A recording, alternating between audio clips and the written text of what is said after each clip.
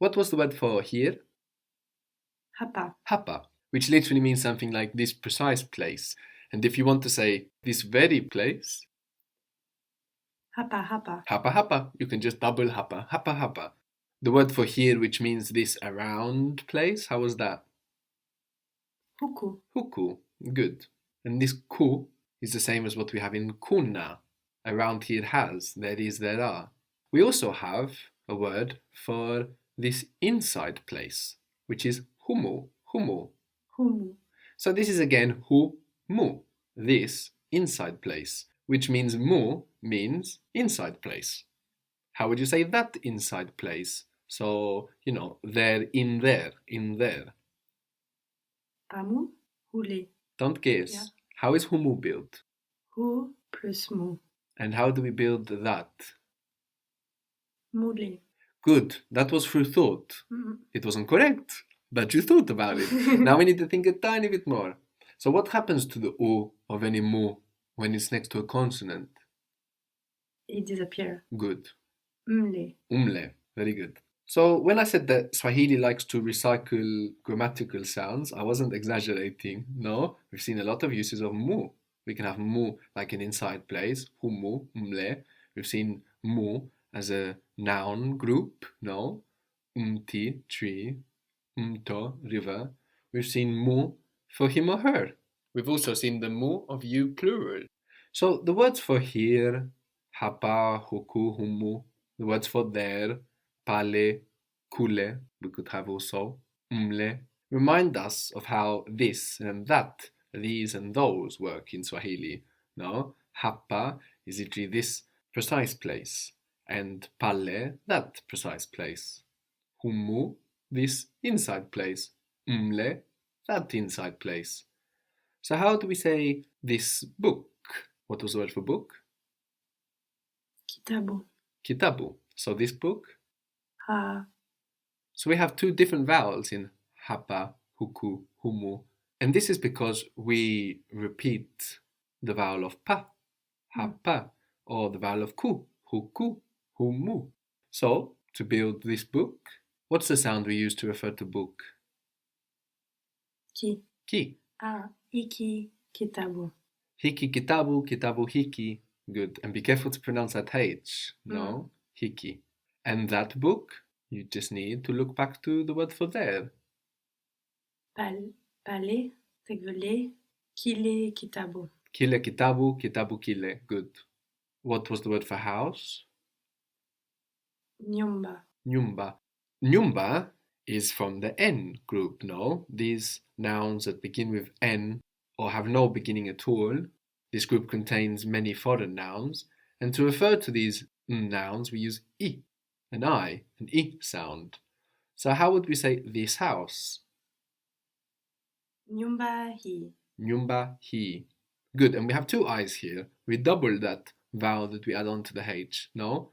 Even if we have no consonant, like in hiki, we still double that vowel, so he, H-I-I. And that house? Nyumba ile. Nyumba ile.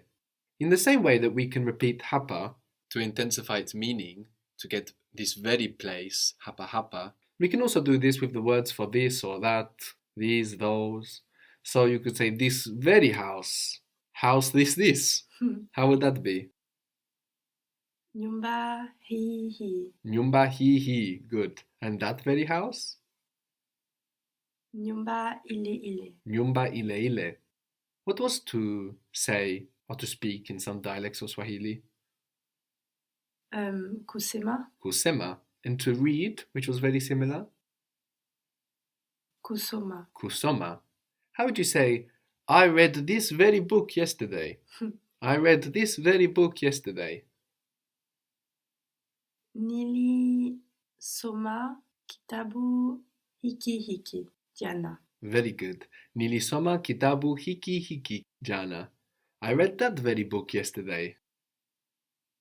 Nilisoma kitabu kile jana. Very good. Nilisoma kitabu kile jana. To sell was kuuza. Kuuza. So what is the bit that means sell? Uza. Uza.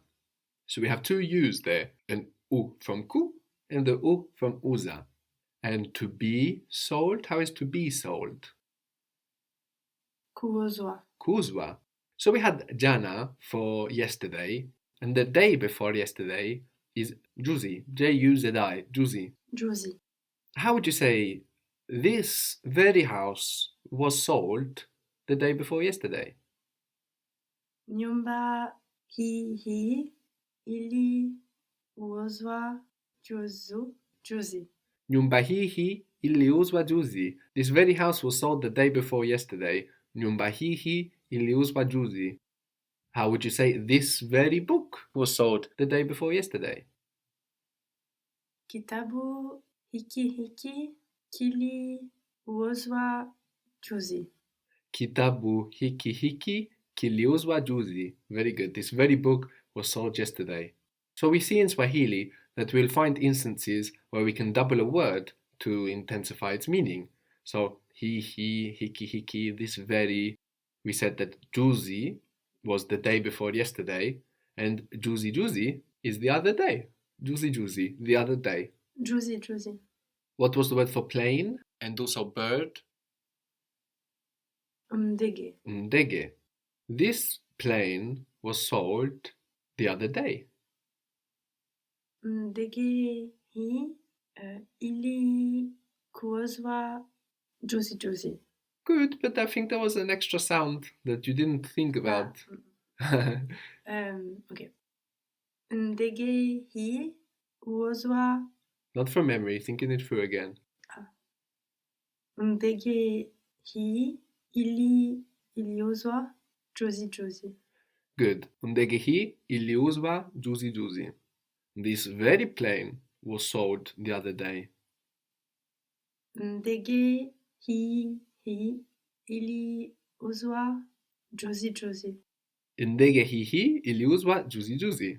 This very plane was sold the other day. So if we say the plane was sold, we need to think about what group ndege is in, no? And then we use I for this N group. So as we've been seeing now, we need to do this with nouns in Swahili. When we refer to them, we need to think, what group does this noun belong to? It's easier for us to internalize what group it belongs to when we come across the noun, we think about whether it belongs to that group.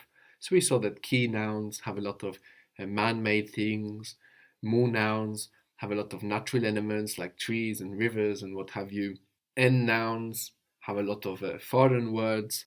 So we want to take the opportunity to think about nouns when we come across them. What group does this look like it's in? Should it be there? And this is the best way to digest that. So we've seen in Swahili that we need to think about what group a noun is in before we refer to it, with a verb, for example. But actually, we don't have to do this with all nouns. If the noun refers to something animate, so like a person, a bird, a mammal, then we don't have to worry about what group the noun is in when we build the verb. We just refer to it as he or she. So if we say, the bird was sold the other day, rather than the plane was sold the other day, we don't need to worry about what group ndege is in. For us, a bird is he or she. We just use a. So how would you say that? The bird was sold the other day? Ndege aliuzwa juzi. Very good. I like that you took time to go back to kuzwa, no, to build the verb and to be sure. That's exactly what you should be doing each time. Very good. Ndege aliuzwa juzi. No, so this means the bird. We know it means the bird because we are using a for he, she, rather than I for the N noun. So when we find nouns referring to animate things, we don't need to worry about what group they're in when we build the verb. We just use a for he or she. So if you say the birds were sold the other day, to refer to the birds, what do you think you might use? They. They, the they that we use for humans, no? So, the birds were sold the other day? Ndege waliuzwa juzi.